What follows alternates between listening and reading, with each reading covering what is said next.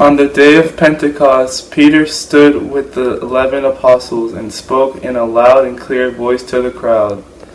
Friends and everyone else living in Jerusalem, listen carefully to what I have to say.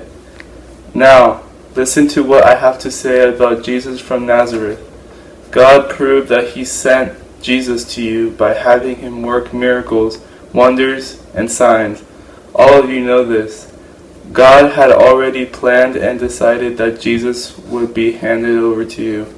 So you took him and had evil men put to death on a cross. But God set him free from death and raised him to life. Death could not hold him in its power. The word of the Lord. Thanks be to God. I love you, Lord, my strength. I love you, Lord, my strength. I love you, Lord God, and you make me strong. You are my mighty rock, my fortress, my protector, the rock where I am safe, my shield, my powerful weapon, and my place of shelter. I love you, Lord, my strength. You are the living Lord. I will praise you. You are a mighty rock. I will honor you for keeping me safe. You give glorious victories to your chosen king. I love you, Lord, my strength.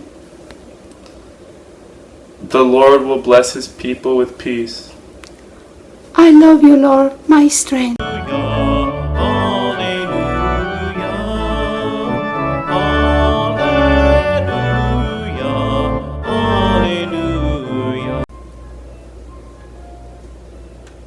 A reading from the Holy Gospel according to Luke.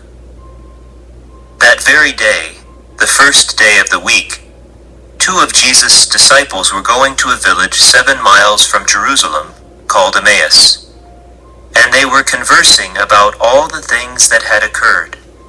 And it happened that while they were conversing and debating, Jesus himself drew near and walked with them, but their eyes were prevented from recognizing him.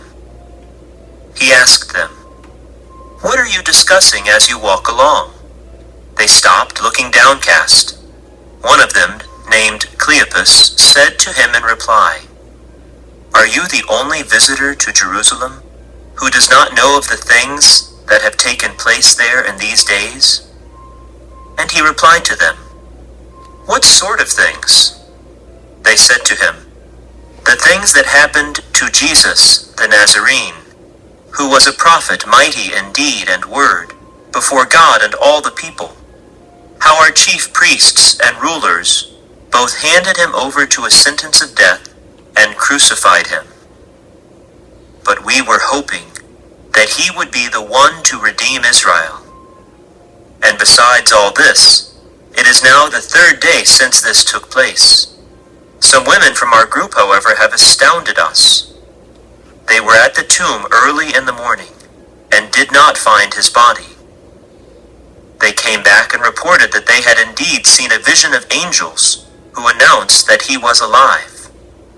Then some of those with us went to the tomb and found things just as the women had described, but him they did not see."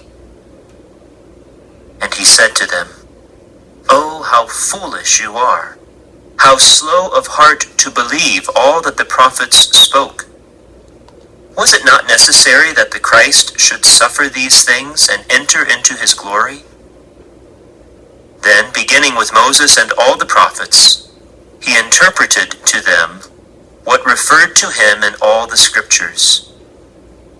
As they approached the village to which they were going, he gave the impression that he was going on farther. But they urged him, "Stay with us, for it is nearly evening and the day is almost over." So he went in to stay with them. And it happened that, while he was with them at table, he took bread, said the blessing, broke it, and gave it to them. With that, their eyes were opened, and they recognized him. But he vanished from their sight. Then they said to each other, "Were not our hearts burning within us, while he spoke to us on the way, and opened the scriptures to us?" So they set out at once and returned to Jerusalem, where they found gathered together the 11, and those with them who were saying, "The Lord has truly been raised and has appeared to Simon."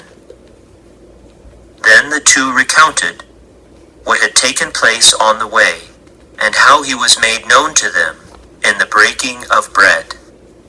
The Gospel of the Lord. Hello, boys and girls. My name is Peter. Hola. Today I want to talk to you about the first reading.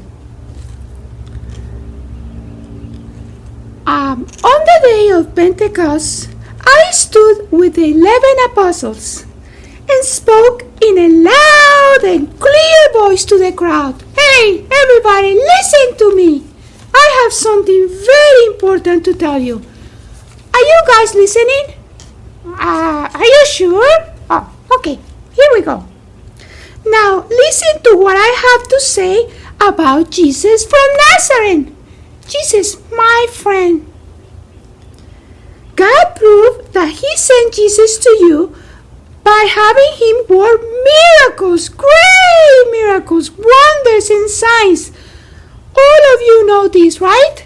Oh yeah, He made so many amazing miracles.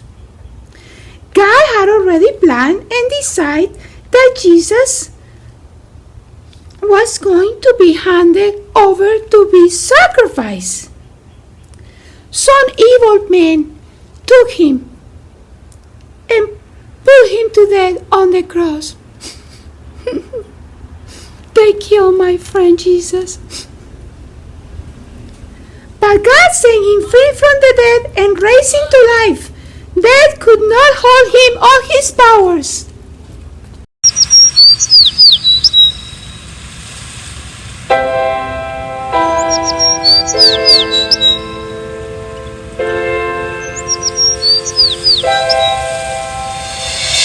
Jesus loves me, this I know, for the Bible tells me so.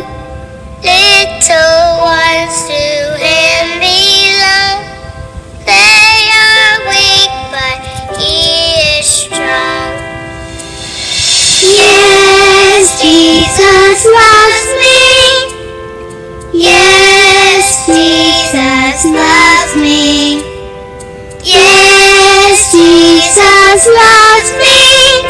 The Bible tells me so.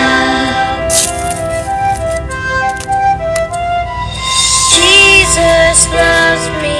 He who died, heaven's gate to open wide. He will wash away my sin. Let His little child come in.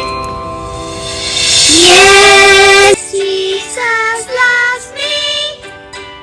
Yes, Jesus loves me. Yes, Jesus loves me. The Bible tells me so. I love you, Jesus. The Bible tells me so. Love Jesus.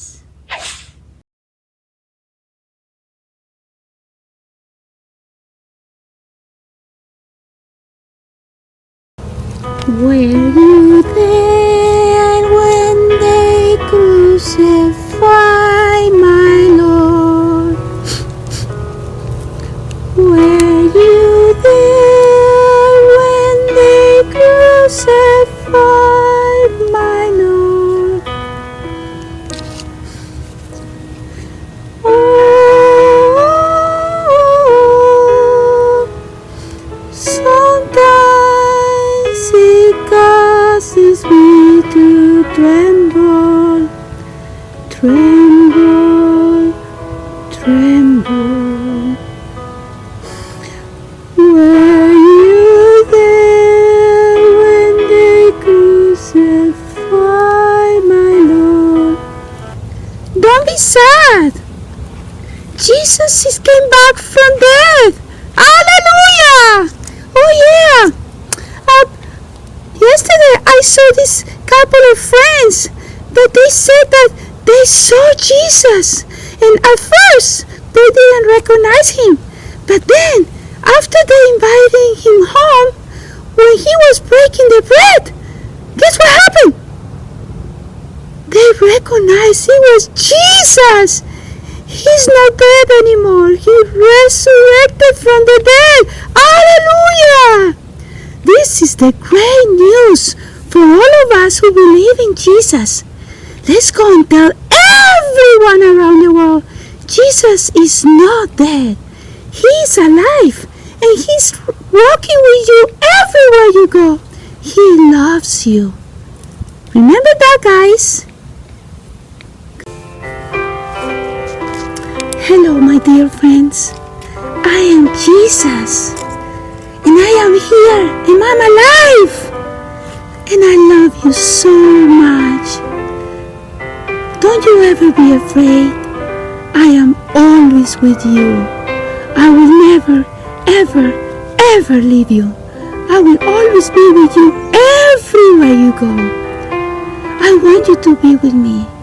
Come to church and receive me in the most holy sacrament of the altar, the Holy Eucharist. If you ever commit any sin, run to me and ask forgiveness in the sacrament of reconciliation. I will be glad to see you, and I forgive all your sins. I love you, and I'm alive. Hallelujah.